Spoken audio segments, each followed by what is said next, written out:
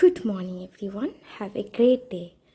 Enjoy your coffee and always be smile and be grateful for what you have.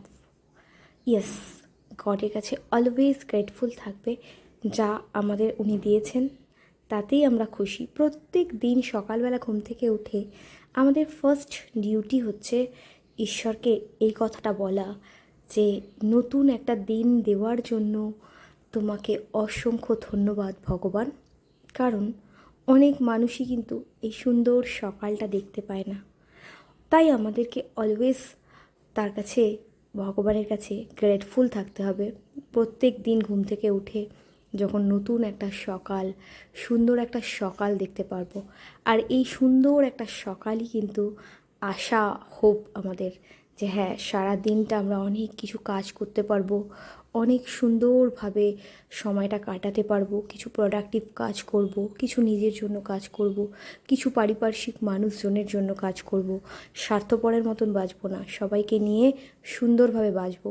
যদি কোনো সামনে ভালো কাজ করার অফার আসে যার দ্বারা কিছু মানুষের উপকার হতে পারে, একদম পিছু পা হব না। কারণ ঈশ্বর এই জীবনটা আমাদের দিয়েছেন, আমাদের কিছু চ্যালেঞ্জ তিনি অবশ্যই জীবনে চলার পথে দেন, সেগুলো আমাদের সুন্দরভাবে পালন করতে হবে, সেগুলো থেকে পিছু পা হলে চলবে না।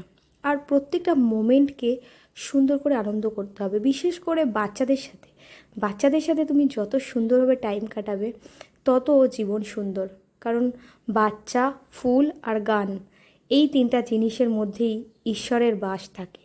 এই তিনটা জিনিসকে যদি আমরা ভালোবাসতে পারি, আমরা অনুভূতি পাব ভগবানের উপস্থিতির। ভালোবাসা মানে কিন্তু শুধুই ভালোবাসা বললে হবে না, এটা একটা অন্তরের অনুভূতি, একদম মনের ভিতর থেকে আসতে হয়। এই যে ভিডিও ক্লিপিংসগুলো আমি তুলে রেখেছিলাম বহুদিন আগের, কতগুলো বাচ্চার সাথেই এই পার্কটায় গেছিলাম এবং বাচ্চাগুলোকে আনন্দ দেওয়ার জন্য একটু আমি নাচানাচি করছিলাম। ওরা দেখে প্রচণ্ডই আনন্দ পাচ্ছিল, খুশি হচ্ছিল। আর সেইটা দেখে আমার ভীষণ ভালো লাগছিল যে বাচ্চারা আমার সাথে থাকতে ভালোবাসে, বাচ্চারা প্রথম দেখাতেই আমাকে অ্যাকসেপ্ট করে নেয়। এটা আমার কাছে ভীষণ ভালো একটা ব্যাপার।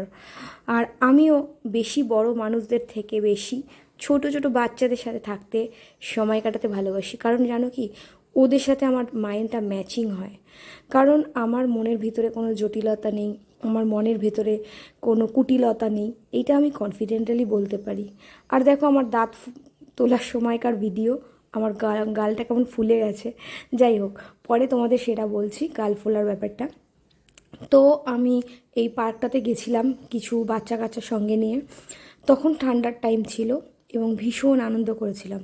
এই পার্কটাতে যদি তোমরা যেতে চাও, কিভাবে যাবে আমি বলে দিই। যারা নবাবগঞ্জ চেনো, নবাবগঞ্জ ঘাট থেকে চাপদানিতে চলে যাবে। চাপদানিতে গিয়েই ওখানে লঞ্চ পার হয়ে চাপদানিতে পৌঁছেই ওখানে টোটোওয়ালাকে বলবে বনবিতান পার্কে যাব। ওই বনবিতান পার্কটা এত সুন্দর, টোটোওয়ালা নামিয়ে দেবে, 20 টাকা করে ভাড়া নেয়। বনবিতান পার্কে পৌঁছেই তার ভিতরে টিকিট কেটে আমরা ঢুকে গেছিলাম। টিকিটও ওরকম 50 টাকা টিকিটে হয়তো নেয়, এখন কত হয়েছে জানি না, আমি তো অনেক দিন আগে গেছিলাম। ওখানে শীতকালে কিন্তু অনেক সুন্দর লাগবে গেলে, কারণ শীতকালে সেখানে বোটিং থেকে শুরু করে নানান রকম বাচ্চাদের আনন্দের সব কিছু কিন্তু ব্যবস্থা থাকে। তার সাথে ভেতরে ফুচকা স্টল থাকে, খাওয়া দাওয়ার অনেক রকম অ্যারেঞ্জমেন্টও থাকে। তো শীতকালে যদি তোমরা ব্যারাকপুর, শ্যামনগর এরিয়ার কোথাও মানে কাছাকাছির মধ্যে বাচ্চাদের আনন্দ দিতে চাও, অবশ্যই চলে যেতে পারো বনবিতান পার্কে। আর পার্কটা এত সুন্দর, সবুজে ঘেরা চারিদিক, মনটা ভীষণ সতেজ হয়ে যায়। শীতকালে এরকম সবুজের মধ্যে একটু একটু রৌদ্রের তাপ, ভীষণ আনন্দ লাগে, মনটা আনন্দে ভরে ওঠে। আর তখনই কিন্তু ইচ্ছে করে যে একটু গান গাই। আমি গান গাইছিলাম, বাচ্চারাও শুনছিল সেই গান, আর ওরা হাততালি দিচ্ছিল, আমি অনেক মজা পাচ্ছিলাম। তো এইভাবেই কিন্তু ভালো থাকতে হবে, সুস্থ থাকতে হবে। আর মনের ভিতরে কিন্তু অহংকার আনতে দেওয়া যাবে না, ঠিক আছে?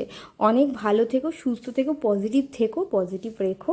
আজকের দিনটা তোমাদের অনেক ভালো কাটুক। দেখা হবে পরের ব্লগে।